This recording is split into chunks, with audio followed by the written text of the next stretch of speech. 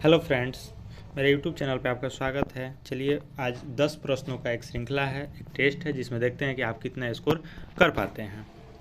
चलिए शुरू करते हैं। तनख किस धर्म या संप्रदाय का पवित्र ग्रंथ है?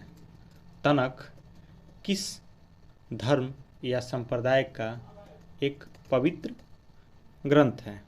1 यहूदी, 2 ताओ धर्म, तीसरा ऑप्शन है जैन या बौद्ध धर्म, और चौथा है कन्फ्यूशियवाद। तो इसका सही उत्तर होगा यहूदी। यहूदियों का जो यहूदी जो है उनका पवित्र ग्रंथ है तनख, ठीक है।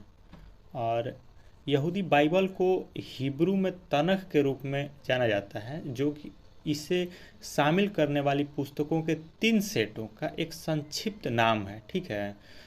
तोरा, तनाख या हिब्रू बाइबल के रूप में जाने वाले सबसे बड़े ग्रंथों का एक हिस्सा है, ठीक है। तो इसका सही आंसर क्या होगा? यहूदी। चलिए दूसरे प्रश्न है कि उड़ीसा की उदयगिरी पहाड़ी में हाथी गुम्फा शिलालेख किस राजा ने उत्कीर्ण करवाया था? प्रश्न है कि उड़ीसा के उदयगिरी पहाड़ियों में हाथी गुम्फा शिलालेख किस राजा ने उत्कीर्ण करवाया था? ऑप्शन ए गालवे, ऑप्शन बी शोभना राजा, ऑप्शन सी खारवेल और ऑप्शन डी वादुका। इसका सही आंसर क्या होगा? तो इसका सही आंसर होगा ऑप्शन नंबर बी,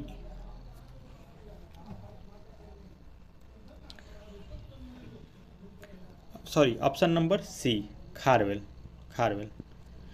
तो उड़ीसा में भुवनेश्वर के पास जो उदयगिरी से हाथी गुफा का अभिलेख मिलता है, भारत में कलिंग के तत्कालीन सम्राट खारवेल द्वारा अंकित करवाया गया था। तो इसका सही आंसर क्या हो गया? सी, ठीक है। चलिए अगले प्रश्न की तरफ चलते हैं।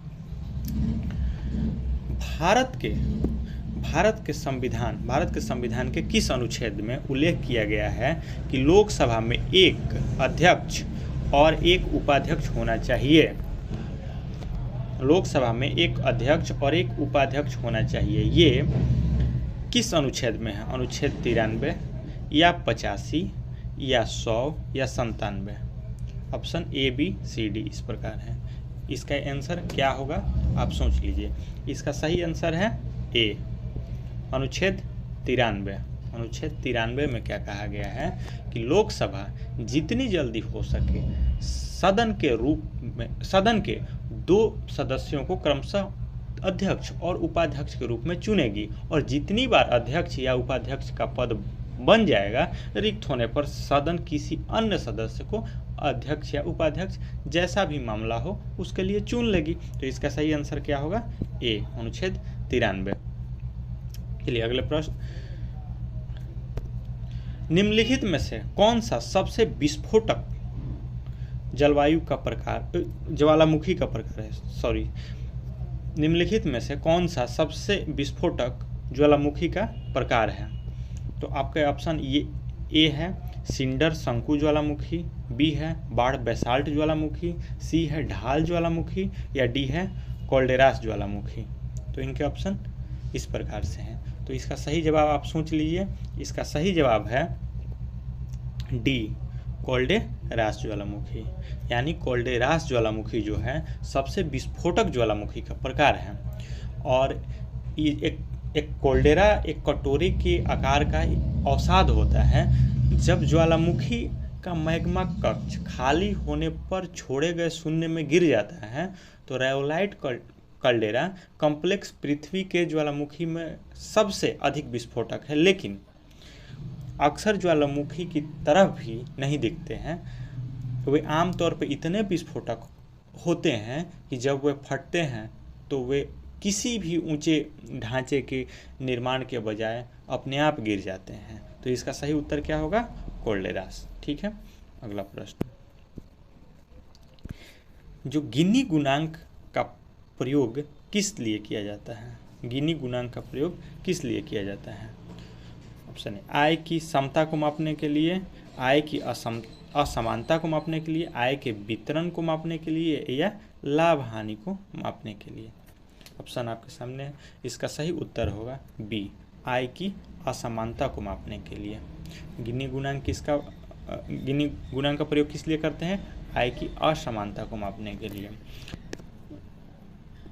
ये जो होता है 0 का मान पूर्ण समानता का प्रतिनिधित्व करता है, जबकि 100 का मान पूर्ण रूप से असमानता का प्रतिनिधित्व करता है। तो इसका सही आंसर क्या हुआ? बी। चलिए अगला प्रश्न, टिंडल प्रभाव किस कारण से होता है? जो टिंडल प्रभाव है वो किस कारण से होता है? प्रकाश के प्रकीर्णन, प्रकाश के विक्षेपण, प्रकाश के अपवर्तन, या प्रकाश के परावर्तन? इसका सही जवाब सोच लीजिए। तो इसका सही उत्तर होगा ए, प्रकाश का प्रकीर्णन। प्रकाश का क्या होगा? प्रकीर्णन। तो यह होता क्या है? तो जब प्रकाश की किरणें सूक्ष्म कणों से टकराती है तो टकराकर बिखर जाती है, अर्थात जब प्रकाश किसी कोलाइडी माध्यम से होकर गुजरता है तो प्रकाश का प्रकीर्णन होता है तथा प्रकाश का मार्ग दिखाई देने लगता है। यह टिंडल प्रभाव को प्रदर्शित करता है। यानी कि देखिए, मान लीजिए एक कण है, अगर लाइट यहाँ से जा रहा है, इधर हो गया, या यहाँ से थोड़ा सा यहाँ से गुजरा, ठीक है, तो ये जो लाइट यहाँ से वापस लौटा, या इधर गया या इधर गया या इधर गया, तो ये कण दिखाई देने लगते हैं, जिस कारण जिसको हम लोग टिंडल इफेक्ट कहते हैं। ठीक है, अगला प्रश्न,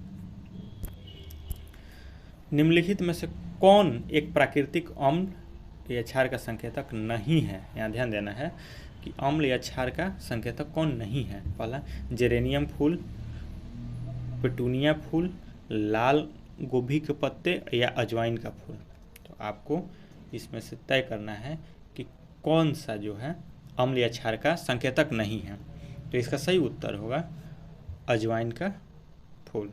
ठीक है, अजवाइन का फूल अम्ल और क्षार का संकेतक नहीं, जबकि जेरेनियम का फूल, पेटूनिया का फूल, लाल गोभी पत्ते, ये सब जो है एसिड या बेस को डिनोट कर देते हैं। ठीक ना, जबकि अजवाइन जो है एक जड़ी बूटी है और बाकी ये सब आपके एसिड बेस। चलिए अगला प्रश्न है, किस पीएच मान पर दांत सड़ने लगते हैं? आप लोगों ने बहुत सुना होगा कि दांत में सड़न हो जाती है। तो हमारे जो लार होते हैं, सलाइवा होता है, उनका पीएच मान घटता रहता है या बढ़ भी सकता है। तो इनमें से किस पीएच मान पे दांत सड़ने लगता है? 11.2 या 6.5, 5.5 या 7.5? तो इसका सही उत्तर होगा 5.5। 5.5 जो है इस पर क्या होता है कि दांत सड़ने लगता है। ठीक ना,